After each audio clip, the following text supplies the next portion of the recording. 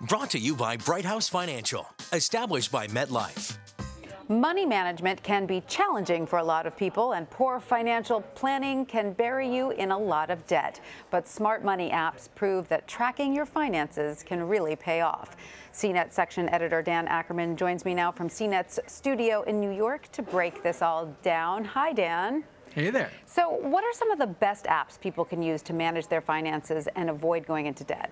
I mean, there are so many out there, and they cover so many different ranges of tools. You have basic app for your credit card company or your bank that gives you basic budgeting stuff. You have classics like Mint, which is still very popular all these years later, and you have newer ones like You Need a Budget, which, like Mint, lets you track all your different accounts and actually set up budgets and decide where your money goes and helps you keep track of it. Do these tend to appeal to sort of older or younger groups? Like this one's better for millennials, this one's better for people on the edge of retirement?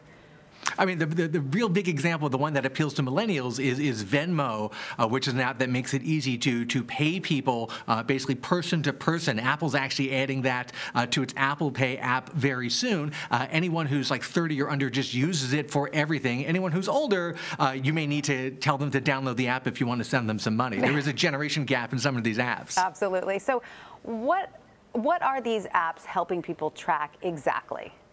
You know, for the apps like Mint and You Need a Budget, the thing they do really well is let you input all of your account information for your bank accounts, for your credit card accounts, even for your 401k account and your investments, and then see where the money is coming in from, where it's going. It'll help you categorize. It'll know this stuff is for food, this stuff is for travel. And in the case of You Need a Budget, it actually takes every dollar that you earn and forces you to assign it somewhere, whether it's savings or paying a bill or just keeping it in an emergency fund. So where can people go wrong when they're using money management and tracking apps?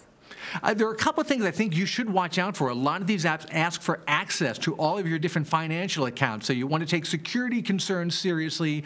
You want to especially look for apps that use two-factor authentication, which means it's a lot harder for someone else to break into the app, even if they have your password.